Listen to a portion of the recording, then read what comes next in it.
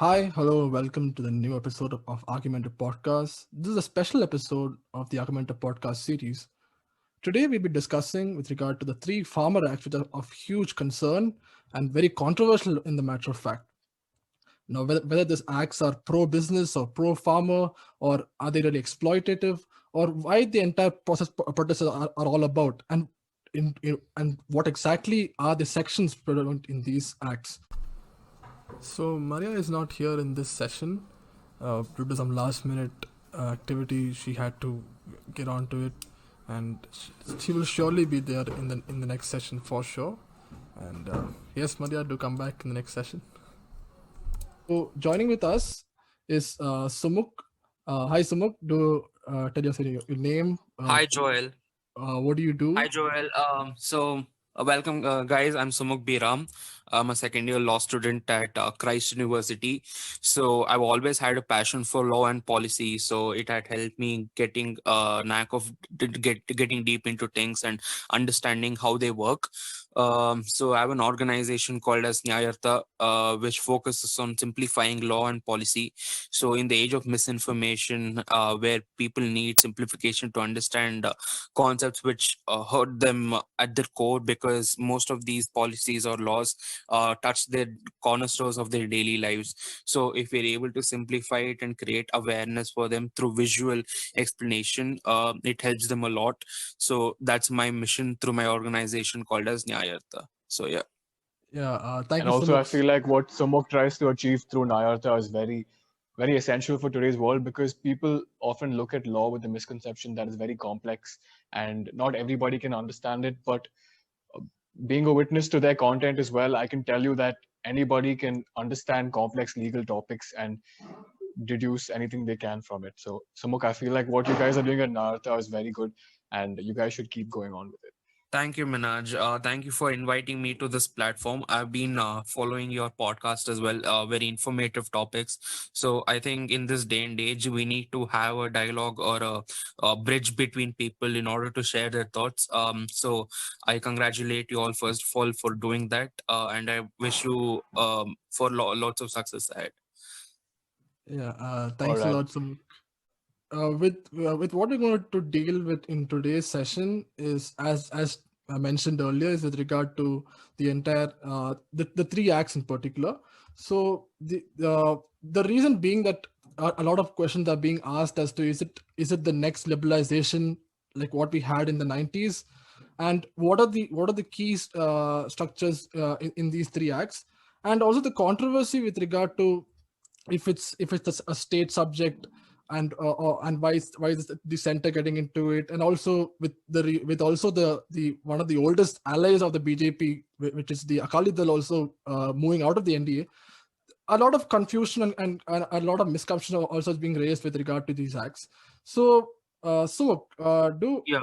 let us know how would this act in particular, let's take the Assurance Act. So Hmm. how would that act in, like, the Farmers Produce Trade and Commerce Yes. Act, sorry, the Farmers Trade and The Produce Farmers Act. Produce Yes. Trade and Commerce Yeah. Act. Yeah.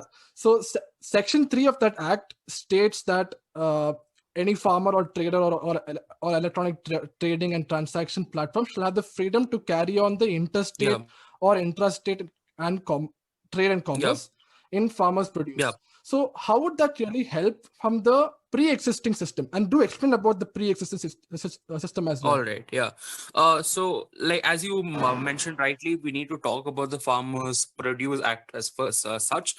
So, in order to understand this, the farmers itself is a very colonial era system, because, as we know, though we made advent or advance into other facets of society, whether it's railways or whether it's air transport or whether it is science and technology, farming as an occupation remained very preliminary in nature, because True.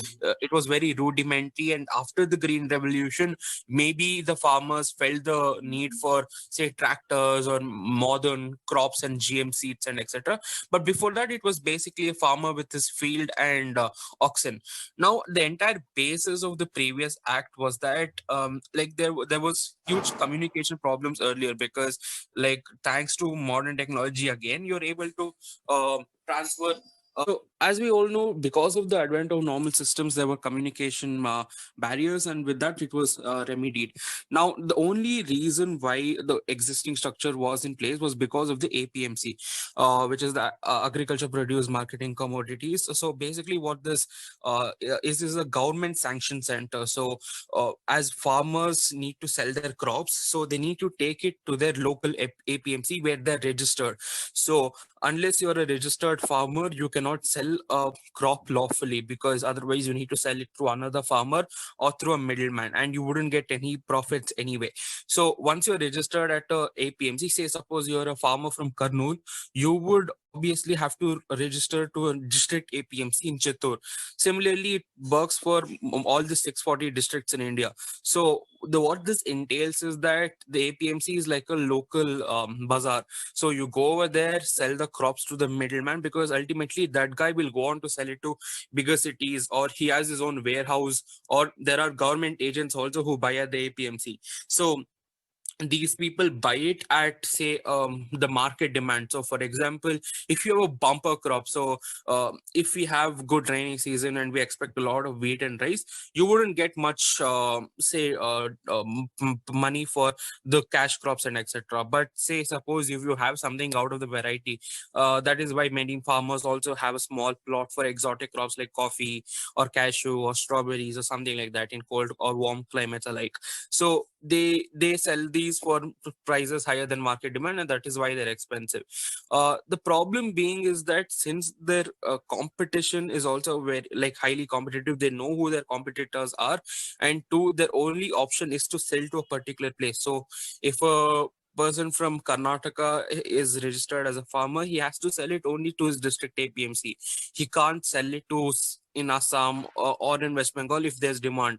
So that is the basic issue, right? So if you have a local APMC, you have to sell it to that person, and there's a cartelization. So even though the market demand is like say 26 rupees for onions per kilogram, obviously they will talk amongst themselves. These are the middlemen. Basically they will talk amongst themselves and say, no, look, we'll just offer him 21 whether he comes to me or to you. So the farmer has to sell it to at 21 rupees when the actual market demand is 26. So it's basically they're breaching systems of economic sciences, which has to be followed.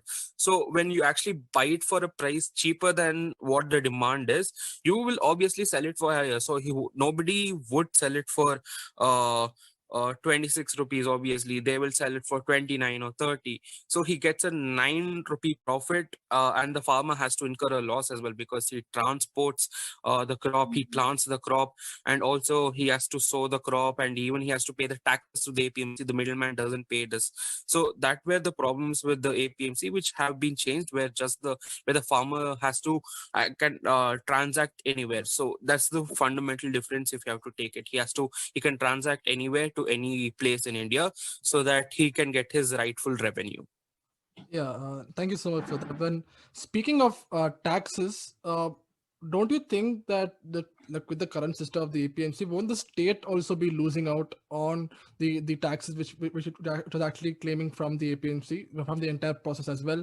And also with regard to how would the entire transportation process be? How, and won't there be also strict more competition when a farmer wants to go and sell his or her produce to a say, let's say in a state like Kerala or in a state like Tamil Nadu?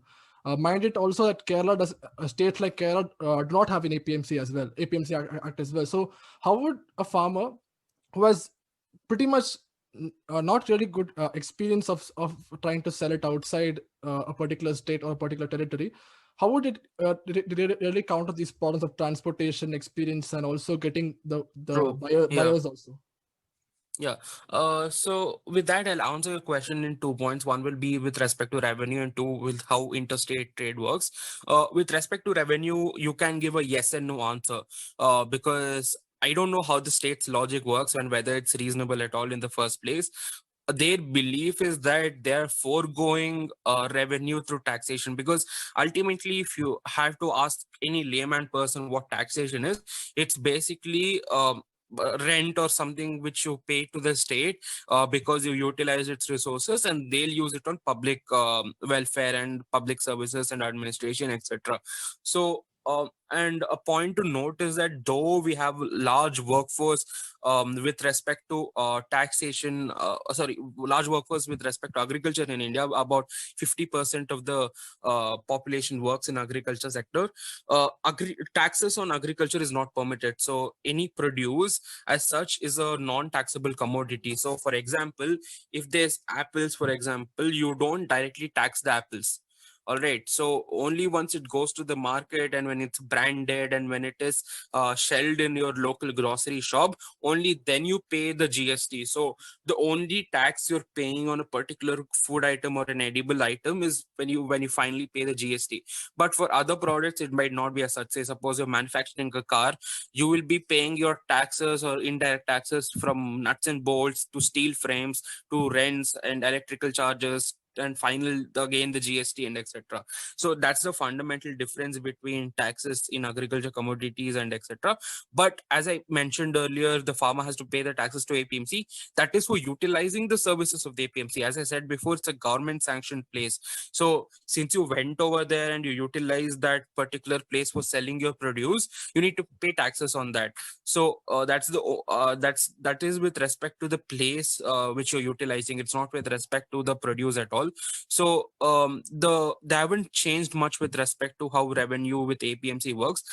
Instead of paying in Karnataka, for example, you'll be paying in Assam now. So suppose you choose to pay it over there. So it all stays the same, but again, it depends on fees. So suppose if it's in Karnataka, it's mandated by the states, right? So in Karnataka, if it's like 60 rupees per ton or something like that, in Assam they might have it for lesser or higher. So you don't know. It varies from state to state and district to district, obviously. But the states use that they're reducing revenue through taxation generated from APMC, so that economic prosperity occurs to the farmers, because they're able to venture into new markets, because they're able to venture into new territories and get foreign investment or say interstate investment or something. They believe they're trying to create a network or a community among farmers, which is similar to what's seen in the European Union, where multiple states trade between each other. So they believe that will lead India to a global prosperity, and taxation isn't the only way to like say generate revenue for the state. They believe farmers themselves can do it by selling amongst each other. But as you mentioned before, this is a serious flaw with the topic when it comes to interstate trade. Now, the only reason why APMC was there, because farmer isn't technically skilled to sell it to the consumer. So for example, if I'm a software coder, for example, for Google, I will just write the code for say the Google Meet app or anything with respect to email and etc. I won't be going to sell it to the consumer. So that is the job of the marketing officer, or say the higher ups who make campaigns for that and etc. Similarly, the farmer's role, apparently according to a traditional society, is that they just like say produce the crops and they harvest it, and therefore they have to go sell it. Now they don't know how to sell it because they don't know which market to go to or which consumer to go to. They don't know the exact price at which the consumer wants to buy, and this all takes time and effort. Like instead of spending 2 to 3 months selling my crops, I would rather worry about the next crop cycle. So, and these are 2 3 months which are precious for a farmer, because again you have to start working. So they might take off or something like that. So that's how traditional farming society works. So that is why an APMC was created. So these guys usually take over the middleman's job of transferring, and they cartelized it. Now similar problem occurs over here. Like that was regional. You sell it to the APMC guy, guy goes and sell it wherever he wants. But now, in case of interstate trade, you still don't know whom to sell it to in Assam, or you still don't know whom to sell it to in Uttar Pradesh. You still need that interstate trade guy or a dealer guy who Yeah. will have to sell your product. So whether it's coffee from Kurg or whether it is say, saffron from Kashmir, all these products have to be sold to an interstate agent or a dealer, because you don't have the mechanism to give it to the final consumer directly. So they haven't given measures at all with respect to that. So they're replacing one Yeah. problem with another problem. So that's the issue.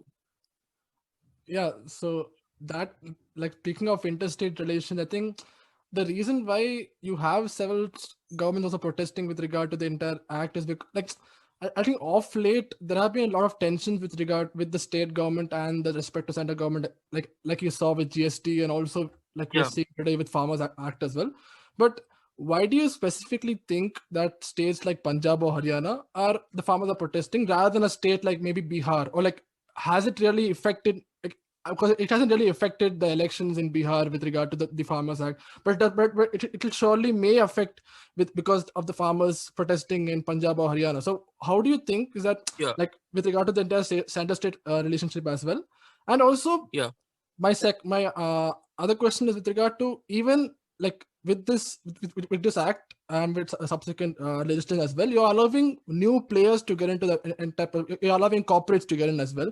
So how would that really be balancing out with regard to their experience and also their exploitation on farmers, and how would True. that be a new solution to the existing system at hand?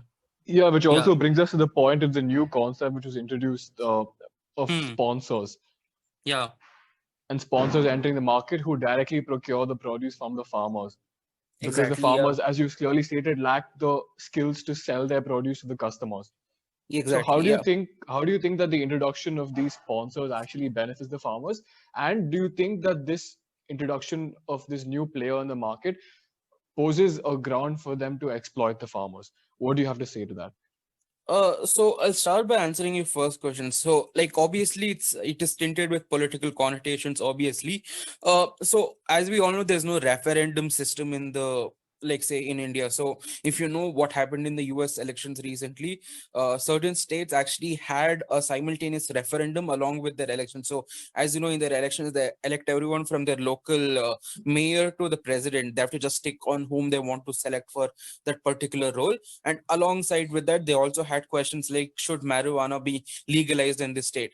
So Mm. questions like that will be there for a state election, or in order to have a referendum simultaneously. I don't know why, whether it's fortunately or unfortunately, that hasn't been implemented in India ever.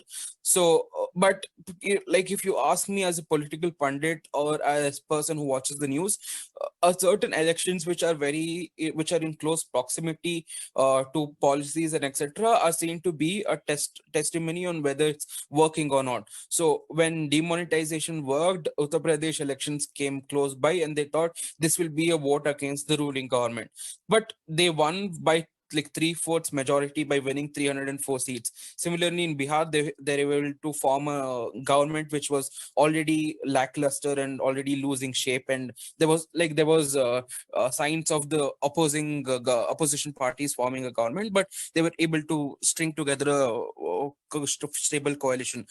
But if you ask me why certain states are opposing and why certain states are, it's because there's a dichotomy in how farming also works. Because if you notice, in Bihar and etc., most of the farmers are illiterate, and they have to rely on the APMC guys. And you also need to know who the protesters are in the first place. So in Bihar, like as I've mentioned for the past 10 minutes, everyone has to sell it to the local APMC guys. But in Bihar, it has been institutionalized to form a very corrupt system, like elsewhere in India. But since like the cowbelt states are infamous for corruption, let's take their example. So in Bihar, there's lots of corruption with respect to APMC. They wouldn't even get the fair price. Sometimes they don't even get their money. So when you have a policy which says, look, you can now sell your product directly to someone in Bombay. Now, whether that is practically possible or not is out of the question for a perspective of a farmer. I'm just saying, because when you have a very restricted view of how your job works, you would feel very depressed and sad because how blatantly your rights are being violated. Now, when someone's opening a new window, whether it's working or not is not a question for the farmer, according to me, because ultimately he's looking for a better future and he will vote for that. Now it's up to the government to fulfill that, when that will be say an answer in the next election, according to me.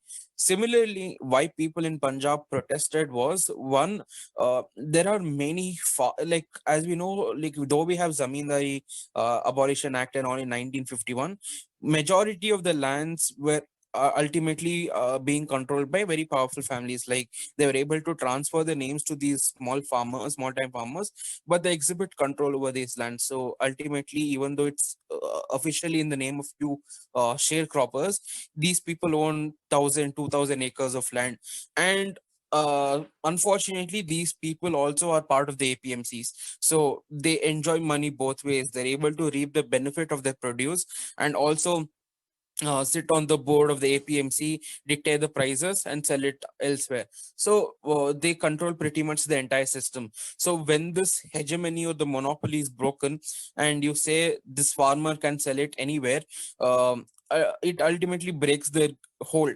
And also, like, say, significant part of the protests also was from the opposition, like, say, volunteers or karyakartas or whatever we want to call them. And I wouldn't term that wrong, because as a political activist you can, but whether that can be legitimate is a question, because obviously you, the opposition or the ruling government, when it was in the opposition, oppose just for the sake of it. But So even the whether ally that should be, also, even the ally too had all, like even the Akali Dal yeah, also like, had to eventually exactly my pull out.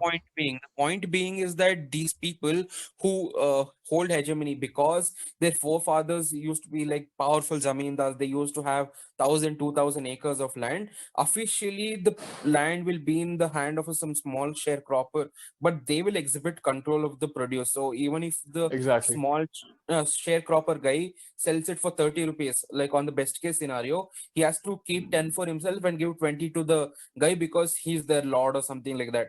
So when these powerful people also form, like, as I mentioned before, corruption doesn't mean that they form a cartelization. How cartelization happens? You try to get your way into the board of the APMC. So if I'm able to pay high money to sit on the chairman or the round table of the APMC, I get to decide the future of that state in terms of agriculture produce. So these guys are powerful, they get their way through and sit on that APMC boards and etc. So that's the problem, right? In Punjab and Haryana, and even in Andhra Correct. Pradesh. So in Andhra Pradesh, I don't know why the protest didn't happen, or whether it was not covered and etc. But it's there in multiple states where landlots, or say, like, say, overlots of lands still exist to this day. I think the point you're trying to make is very relevant here, because what you're Yeah, trying to say is that because in most scenarios these APMCs are sort of controlled by these landlords, there sort exactly. of exists some sort of political, if you can term it, control over these APMCs, even though they're government regulated. Yeah, like, So if you know these how alternate, BCCI works, yeah, BCCI also works in terms of political. Like Rajiv Shukla, Dalmia, and all these guys were leaning towards the Congress. Now you have people like Jay Shah, Ganguly, and Anurag Thakur who are from the BJP. So it's a messy thing again. People just fight for supremacy over boards because they want their name on the thing. So it works like that. It's a messy game. exactly. And these alternate market routes provide respite in a way to the farmer so that they can sell their produce and get what they truly deserve. Yeah. All right. And again, touching upon the concept of sponsors, and do you think that entire terminology and that entire concept is a double-edged sword? If you ask me, in my like, say, fair opinion as to how corporatization of agriculture works, I strongly oppose to it, because why I oppose to it, because in terms of how, like, say, for traditional farming works, it works on a demand supply basis. So if I have a corporate guy coming and trying to buy me off for a lower price, and then he rebrands it for sells it for much higher, he's basically taking over Hmm. what the APMC did earlier. And True, correct. it reduces small time buyers, because what happens is, these, well, let's just take names. For example, let's take More, let's take Reliance, let's take Adani oil companies or whatever, which manufacture sunflower oil or something. Now these guys won't go to your average Joe farmer who has 1 acre of land. They go to farmers who have 100 acres of land, who have tons of produce and etc. So they are able to negotiate better to these big guys, saying that, look, I will buy your so and so produce for a so and so amount. Let's just keep this thing going on and on. You will get a fair price, which was better than what the APMC offered, and I'll be able to brand this product in a very qualitative manner. That is how majority of the chunks go through. But what's left are these small itsy bitsy farmers who have, say, small patches of land, or who still rely on True, traditional they will methods of they will be selling. neglected. Exactly, they'll be neglected. They don't have a bargaining capacity. So True. if a farmer who has an estate of, say, 100 acres in coffee, if he gives it to Cafe Coffee Day, he'll get a better price. But if I'm the same farmer who has 1 acre of land, I can't go to Cafe Coffee Day and say, hey dude, you want coffee? I'll sell it to you only for 30 rupees. He'll say like, no, I already have a better dealer. Similarly, what happens is this guy ultimately has to go to these small time farmers or small time consumers outside state or inside state, and again he has to go to the traditional system of APMC, politics, Middlemen and coming in and everything. middlemen coming in, and extra, etc., etc. So it kills small time farmers. Basically, it doesn't provide an advantage for them. And it like on the other side, even for the big time guys, they necessarily get better price than what the APMC offers. So if the APMC gave you 20, they'll give you 25, 5 rupees extra. Big deal. But at the end of the day, the corporate guys are making a lot of money, because they're taking away a lot of jobs. Like, though APMC is a messy affair, it still has livelihood of, say, lakhs of people. So whether it's a corrupt practice or not is, if we leave that aside for a second, also they're humans at the end of the day. So they're taking away their jobs and their positions which they used to hold. They will buy it for 25, and they will market it in such a way that they'll sell it for 50. So there's no check and balance as to say, you need to sell it only for this much. I don't think the price ceiling and price flooring applies to these private organizations, because they want to focus on the ease of doing business stuff as well. So that's the problem. They don't have checks and balances for the private coming in. A very notable point you made here was the fact that these corporates and big private companies, they have higher bargaining power in economic terms, and Exactly. when there is any dispute that arises, or even if it comes to framing a contract for the farmers, they would obviously have an edge in those matters, and they would eventually lead to, you know, them Yeah, exploiting the and like farmers in a certain way. as law students, we also know this. Like, even if the farmer is right or etc., like, how will he prove it? Like, he'll take it to court, or then he goes to Exactly, and mediation. And that's another tell me, long like, drawn any process. ordinary farmer would rather sit and say, "Oh, screw this! I wouldn't work with this guy anymore in the future," and start focusing on his crops, rather than say, "Look, I want justice. I'll go to court. We'll create a landmark Mm. case." That really doesn't work. It's all It filmy, doesn't and work in this everybody. country. Yeah, Exactly. yeah. Exactly. And even if I file a PIL, they'll be like, what's a locus standi? I can't say that I'm a grieved farmer, because I'm a student studying law in Christ. So that's another issue why the Supreme Court should actually buck up over these issues, because they take this issue in a way where actual aggrieved people should come, and then they'll be like, oh, this is a valid point. I'll change this. They should rather start giving advisory opinions like the US, or say the ICJ, for example. The ICJ doesn't necessarily say, look, I need a case in order to solve this. If you ask the ICJ as a country or something, they'll give you a very lengthy advisory opinion on how law should be followed. So I think such Exactly. mechanisms should be applied or something in India. Yeah.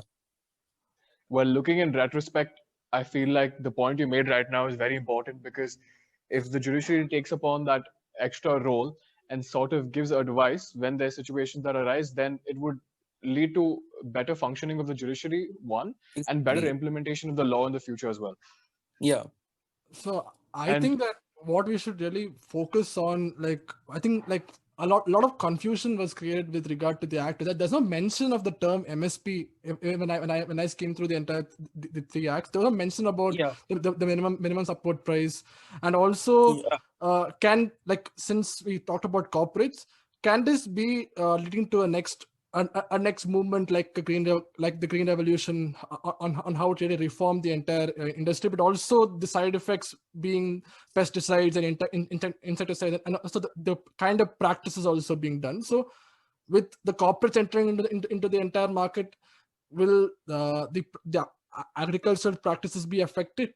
And also what does this do to the current MSP system in place?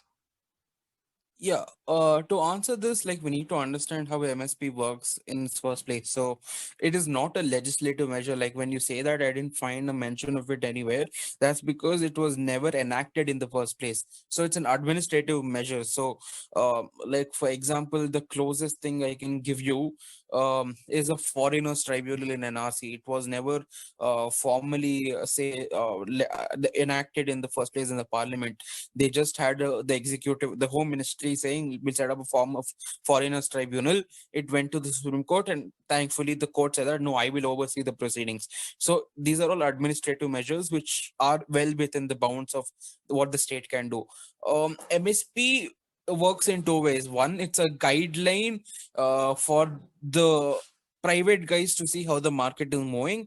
Two, it's the obligation of the state. So for example, if you're selling it to the state, you have to sell it for a price at or above MSP. So if the MSP is fixed at 18, for example, and how is it factored? They take all your land, labor, transport costs, and they also keep a 20% profit margin. That's all. So if you're spending 15 rupees in cost, they'll say 18 because 20%, it works that way. So if you sell it to the state, you have to get with whatever the conditions are, you'll get 18 or above.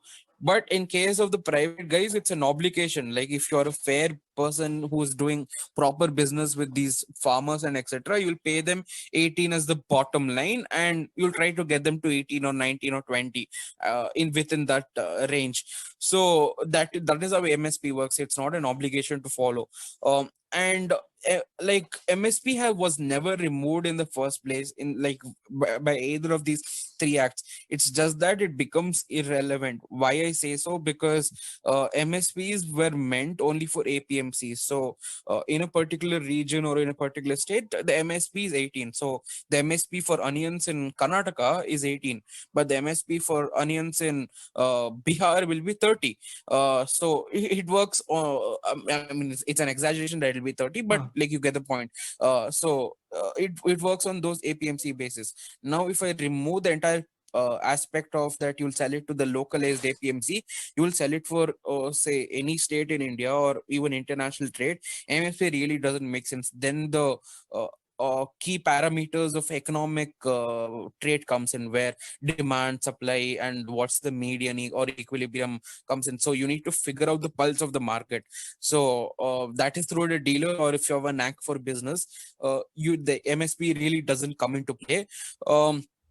Whether So it is so the move beneficial or is the move is to slowly remove the entire APMC system, because the MSP issue will be slowly sorted out if it is. APMC will always be there. Like what happens is you won't be obligated to sell it to the same APMC. Like now, even if I have to sell it to Assam, I will have to sell it through the APMC itself. It's just that I don't need to sell it to my Karnataka guy first, and the Karnataka guy sells it to Assam. So that's how it works. So you like the APMC as an institution will always be there. It's just that you're not obligated as a farmer to sell it to that APMC where you're registered. You can sell it to anywhere across India. And like if you can rake in the benefits which earlier the middleman used to get. Now in terms of MSP itself, whether you will get price lesser than the MSP or not is totally fallacious, because like MSPs keep it on a 20% profit margin. So like normal market indicators are based on demand and supply. So unless you sell it to an APMC, you get it for the price higher than that. So MSP as a minimum support price, it works with respect to market conditions and what's fixed by the government. So it's an administrative sanction, as I mentioned earlier. So it's not legislative. It's not enacted in the first place. So it can be revoked whenever the government pleases, which it has not done in this particular instance. What it has done is it has turned irrelevant. So as I mentioned earlier, as to how it's an obligation for them to follow, like these APMC guys, they will usually stick to a price which is slightly above the MSP. Like Minaj raised the pertinent question as to whether the APMC, are we moving away from the APMC? Right now, no, because I don't know in the future if they believe MSP as an institution itself is worse. It's a socialist system, so therefore we don't need it. That we don't know. That's a question the future holds. What happens in this instance is that the obligation for a farmer who has to restrict his entire trade to a particular APMC has stopped. So because of the cartelization, he didn't even get a fair price. Like sometimes they don't even get the MSP, like I mentioned earlier. Though it's an obligation, it's not strict, which is not strict for them to be followed. So they pay them 15, they pay them 14. Sometimes they pay them nothing, saying that there's no funds available in the coffers of the APMC. So that is why the farmer suicides happen. Like now, because this has been replaced with market forces, like ultimately we need to understand why MSPs, like how is it even forced in the first place. It is also based on market conditions, right? Because the market conditions for land, labor are in such, like say amounts or numbers, they fix it to particular amount and they reduce it from what the market demand actually is. So the, like in market demand, they'll be asking for say 50% profit margin. Here they'll give 20% profit margin because the government obviously doesn't want it to pay more. They would like to spend less, obviously. So because the market forces work now in a free manner, like how Adam Smith envisioned as to how there should be no barriers to trade, two parties broker between each other based on how the market and demand is working, and they'll sell it for a price which is agreeable to both of them, and there's a higher chance for it to be always above MSP. Now, whether there are say consequences for not following the APMC is twofold. Now, whether if you sell it to an APMC and he doesn't give you the right amount, you can always raise a concern, which was available earlier as well, but it was never heeded. But we have to see how which it will be done this time around, because you're selling it to a different state altogether. So that's an important issue to consider. But apart from that, MSP as a concept has turned irrelevant. APMC has an institution has not turned irrelevant. So it's a tight, like say, tectonic shift in how agriculture, economies, or commerce works. So, like the age-old system, which has been followed for like say 100 years now, has been changed. For the better or for the worse, that's an answer the future holds, because when RERA came in, it was considered to be a boon for the real estate market. 3 years down the line, it's not so anymore. Like in the act itself was envisioned to be something, but the reality is hold something else, because corruption, age old practice and system which people can't come out of, all these are practices which have hampered the real estate say society in India, and coupled with demonetization and COVID-19, that industry has gone for a toss. So like we what we need to understand is that law doesn't dictate terms. So whether this institution is there or not there, that is just a safeguard which the government provides you. It doesn't provide you safeguards for Yeah. what happens in terms of realities outside. Like nobody can predict how COVID can change agriculture totally. You never know how agriculture will happen in the future because of COVID. Because they mentioned e-contract farming now, what if farmers say that no, I will never go to an APMC because I have a higher chance of contracting a virus, will rather do online farming. So I don't know, like I think maybe like nature brings change, or like say it makes laws redundant or old, or it makes laws beneficial, we never know. But as of now, this is what the law states, which basically means that you are not obligated to sell it to your regional APMC. You can sell it elsewhere as well.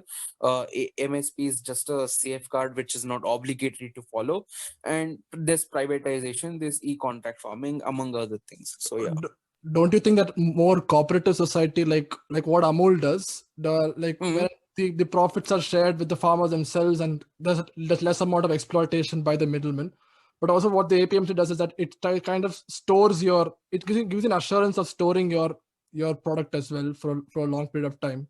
So won't a cooperative model be a more reliable source, especially with examples of Amul, and also there may be other cooperative unions as well Yeah, with regard to the farmer produce as yeah. well. So won't that be like, so even if any kind of situation of exploitation, or if any at the end of the day, all these it all boils down to, is the farmer benefiting from all from the legislation that at place. So with the model of a with the cooperative society, won't that be a more ethical and more beneficial system? True, but again, we need to consider, say, how Amul works. Like it's a case study in itself because Amul is selling milk, so milk is not something which is grown once in 3 months. Like whatever comes to an APMC, if I'm talking in a logical manner, like say it's tomatoes or coffee or whether it's rice or wheat or something, these are produced once in 3-4 months. So like you need to consider the factor of the crop cycle as well. So milk was produced daily and sold daily, but they didn't get a fair price for it. So they created a cooperative society, and I commend them for doing that. Like that actually works.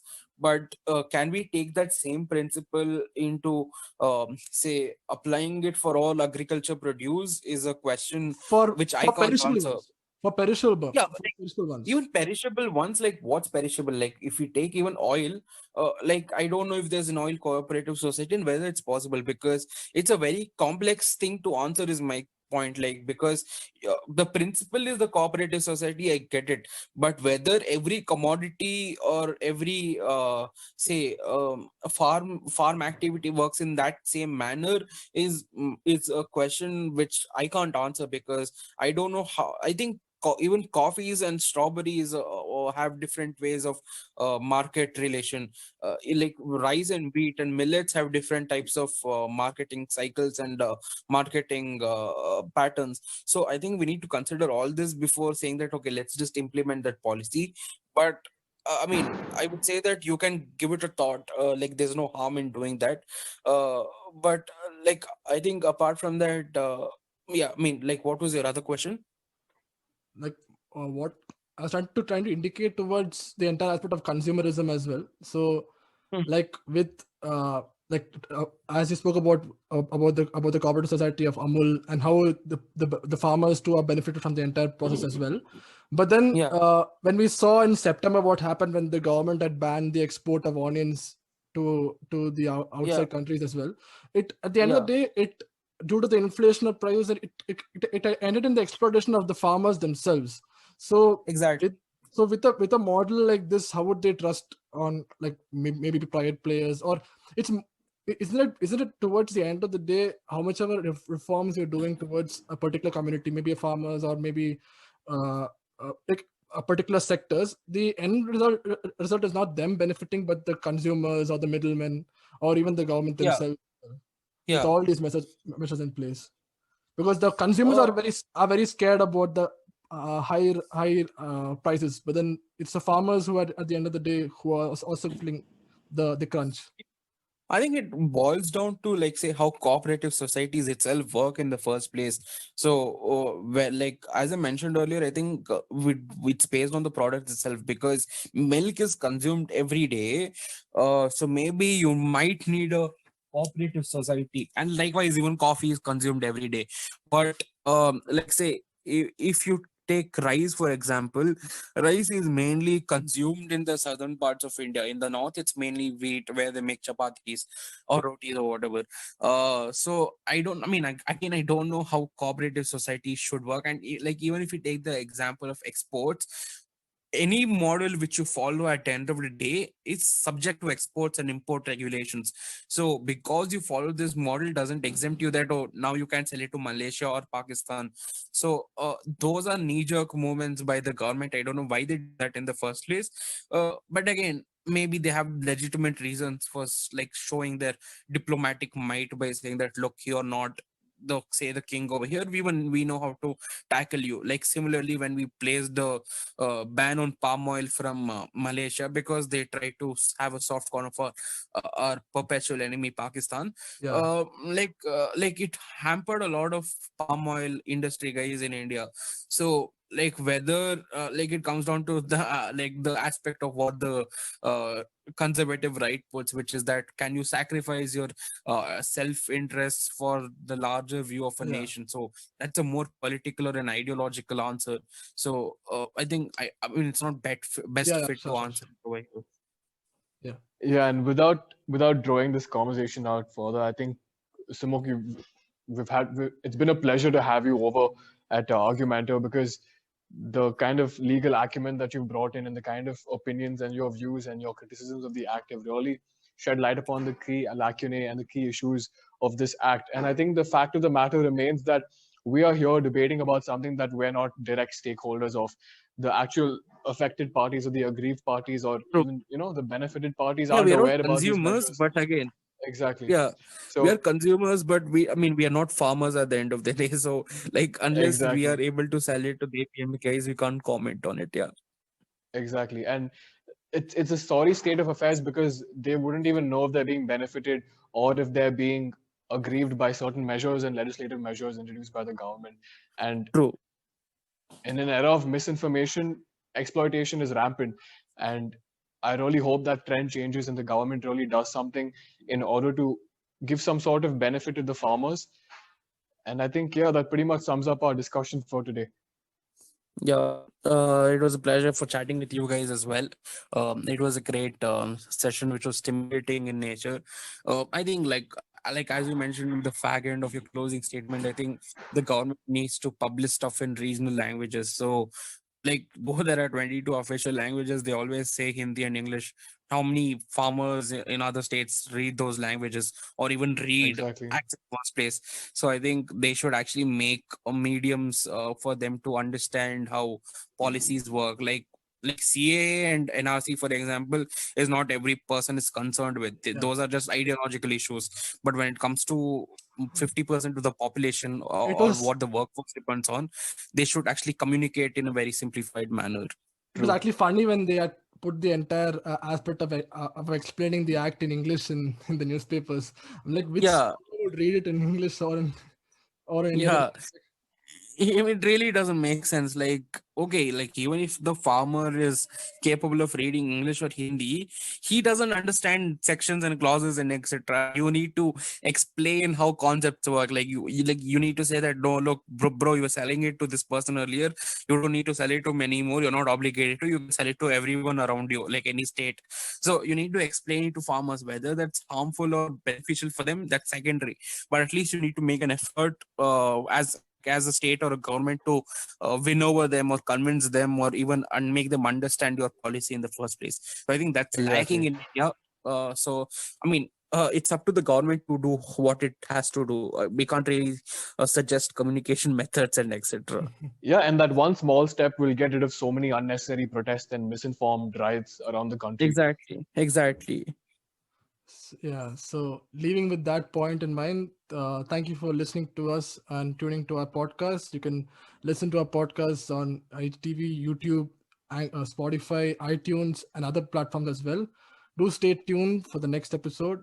Thank you for listening.